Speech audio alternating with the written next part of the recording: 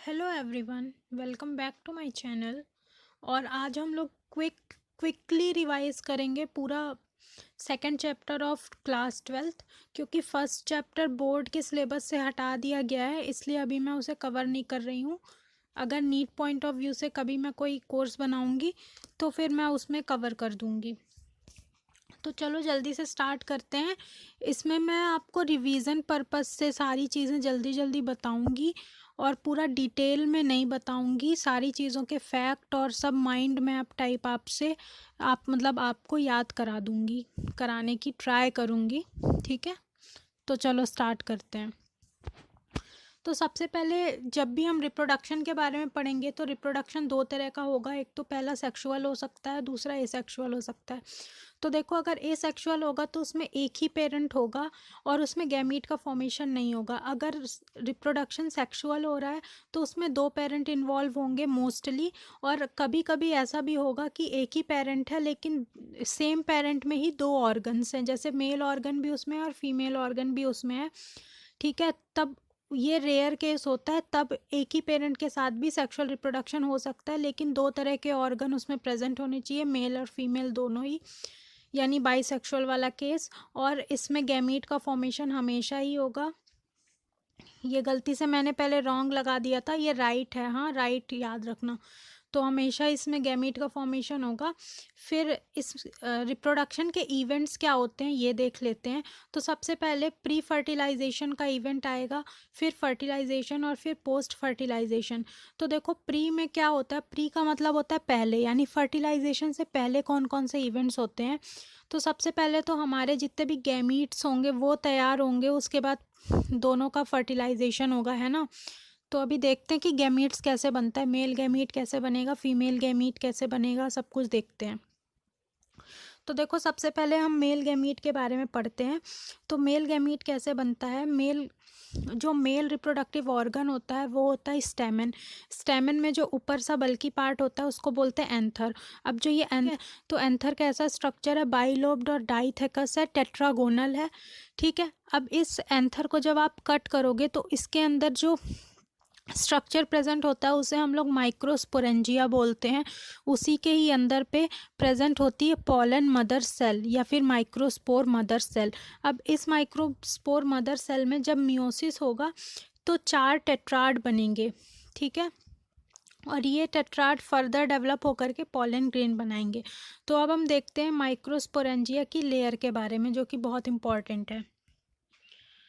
तो देखो, सबसे जो बाहर वाली लेयर होती है उसे हम लोग बोलते हैं एपिडर्मिस, देन होती है एंडोथीशियम, फिर होती है मिडल लेयर, और फिर होती है टेप्टम, और टेप्टम के अंदर होती है स्पोरोजिनस टिश्यू। ठीक है, तो ये ट्रिपल लेयर, तो ये जो 3 लेयर हैं, ये तो बाहर की जो 3 लेयर हैं वो प्रोटेक्टिव है नेचर में, यानी प्रोटेक्शन का उनका फंक्शन है। और ये जो अंदर वाली टैप्टम है ये नरिशमेंट प्रोवाइड करती है। ठीक है, इसमें डेंस साइटोप्लाज्म होता है और बहुत सारे न्यूक्लियस होते हैं। तो और ये बीच में कनेक्टिव है। ठीक है, जिससे कि कनेक्ट होगा वो फिलामेंट के साथ। अब ये जो स्पोरोजिनस टिश्यू है यही फर्दर ग्रो करके पॉलन मदर सेल बनाता है। ठीक है, तो अब देखो, ये जो पॉलन मदर सेल है इसमें मियोसिस, देखो स्पोरोजिनस टिश्यू में माइटोसिस हुआ और ग्रो करके वो पॉलन, बहुत सारी पॉलन मदर सेल बना लेगी, और फिर पॉलन मदर सेल में मियोसिस होगा, और मियोसिस के बाद वो 4 में टूट जाएगी, यानी माइक्रोस्पोर टेट्राड बना लेगी। और इन सब की प्लॉइडी एन होगी, यानी ये सारे ही हैप्लॉइड होंगे। और ये जब डेवलप होंगे तब बनेगा पॉलन ग्रेन। और इस पॉलन ग्रेन की कुछ खासियत होती है, ये याद रखना। पॉलन ग्रेन का डायमीटर हर बार पूछा जाता है 25 माइक्रोमीटर से 50 माइक्रोमीटर तक होता है। नीट की बात कर रही हूँ, हर बार पूछते हैं वो। लेकिन जो माइक्रोस्पोरेंजिया है वो डेवलप करके पॉलन सैक बनाएगी, इसी पॉलन सैक के अंदर पॉलन ग्रेन रहता है। ठीक है, पहला तो ये जो डायग्राम है ये डिफरेंट तरह के पॉलन ग्रेन को दिखा रहा है। फिर पॉलन ग्रेन का एक यूज़ होता है कि पॉलन ग्रेन से आजकल नरिशमेंट पर्पस के लिए मेडिसिन्स बनती हैं, और कुछ एथलीट्स और हॉर्सेस की जो पावर है, इम्यूनिटी है, उसको बूस्ट करने के लिए भी कुछ मेडिसिन्स बनती हैं। ठीक है, यानी पॉलन ग्रेन बहुत ही पोटेंट होता है। कुछ पॉलन ग्रेन जो है वो एलर्जी भी कॉज करवाते हैं, जैसे पार्थेनियम, और पॉलन ग्रेन को प्रिजर्व करके रखा जाता है in liquid nitrogen eight -196 degree Celsius. अब क्या होता है, ये देखो, ये इधर पे दिख रहा है, ये आपकी माइक्रोस्पोरेंजिया ही फर्दर ग्रो करके पॉलन सैक बना लेती हैं, ठीक है। देन देखो, ये देखो, तो यहाँ पे आपको दिख रहा होगा पॉलन के अंदर की जो स्ट्रक्चर है वो कैसी, यहाँ पे न्यूक्लियस है, ये वैक्यूल है, ठीक है। देन क्या होता है, जो पॉलन होता है ना उसमें दो लेयर होती हैं, ये जो बाहर वाली लेयर है इसको एक्साइन बोलते हैं और जो अंदर वाली है उसको एंटाइन बोलते हैं। जो बाहर वाली लेयर होती है ना वो कंटिन्यूअस नहीं होती है, यानी उसमें थोड़े थोड़े होल या पोर होते हैं जहाँ से कि बाद में आपकी पॉलन ट्यूब डेवलप करेगी। तो वो जो लेयर होती है बाहर वाली वो स्पोरोपोलिन की बनी हुई होती है और ये बहुत ही स्ट्रॉन्गेस्ट हार्डेस्ट मटेरियल होता है। ये कोई भी एंजाइम के थ्रू, कोई भी एसिड के थ्रू, कोई भी बेस के थ्रू और कितना भी टेम्परेचर के थ्रू डिग्रेड नहीं होता है, टूटता नहीं है, ठीक है। और जो ये अंदर वाली लेयर होती है ये कंटिन्यूअस होती है, इसमें कोई पोर प्रेजेंट नहीं होता है और ये सेल्यूलोज और पैक्टिन की बनी हुई होती है।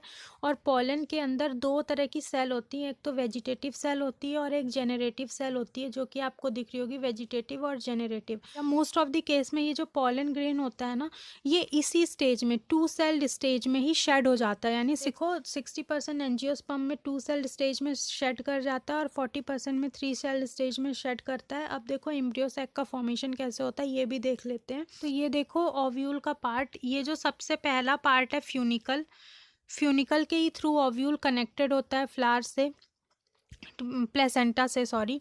एंड देन ये हाइलम है, हाइलम क्या है, एक जंक्शन है ओव्यूल के बीच में और ये जो कनेक्टिंग फ्यूनिकल है उसके बीच में, ठीक है। देन ये ऊपर वाला जो साइड होता है उसको हम लोग माइक्रोपाइल बोलते हैं, ये जो पोर है इसको माइक्रोपाइल बोलते हैं। देन ये माइक्रोपाइल पोल है, ये चैलेजल पोल है, जैसे दो पोल होते हैं वही पोल हैं इसके।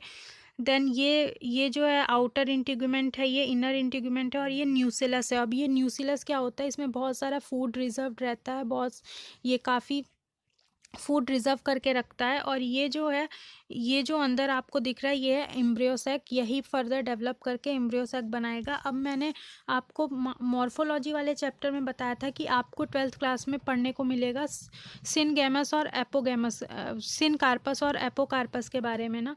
ये देखो आ गया हिबिस्कस और उसका एग्जाम्पल दिया हुआ है इसमें माइकेलिया और पेपेवर का, जो मैंने आपको बताया था पिछले चैप्टर में। अब देखो एम्ब्रियो सैक का फॉर्मेशन होता कैसे है। तो ये देखो, जो ये अंदर जो यहाँ पे सेल दिख रही थी वहीं पे ही प्रेजेंट होगी मेगास्पोर मदर सेल, ठीक है।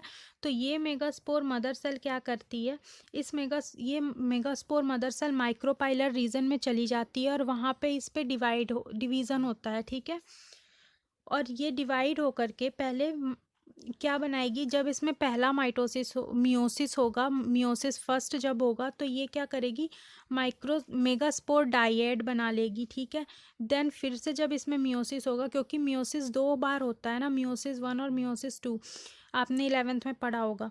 तो जब ये मियोसिस सेकंड होगा तो ये मेगास्पोर टेट्राड बना लेगी। अब इनमें से, अब ये 4 हैं तो इन 4 में से 3 जो है वो डिजेनरेट हो जाते हैं, इधर वाले, ये जो माइक्रोपाइलर वाले 3 हैं वो डिजेनरेट हो जाएंगे और ये जो चैलेजल साइड वाला एक है वही बस फंक्शनल बचेगा। फिर इस फंक्शनल वाले में क्या होगा, अब माइटोसिस होगा।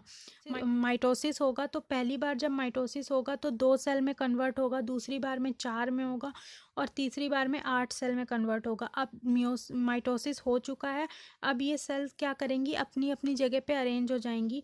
तो अरेंजमेंट कुछ इस तरह से होगा कि ये 3 जो सेल हैं, ये 3 वो ऊपर चली जाएंगी और बाकी की 3 नीचे चली जाएंगी और 2 बीच में रह जाएंगी। जो 3 नीचे वाली हैं उनको हम लोग एंटीपोडल सेल्स बोलते हैं। जो 3 यहाँ पे गई हैं उसमें से 2 सिनर्जिड होंगे और एक होगा एग, ठीक है। कलेक्टिवली हम इन्हें बोलेंगे एग अपरेटस। और बीच में जो गई हैं वो होंगे पोलर न्यूक्लियाई और बीच वाली सेल को, जो पूरा यहाँ इतना जो ये स्पेस दिख रहा है, इस पूरे को हम लोग सेंट्रल सेल बोलेंगे, ठीक है। Thank you, stay tuned for next part.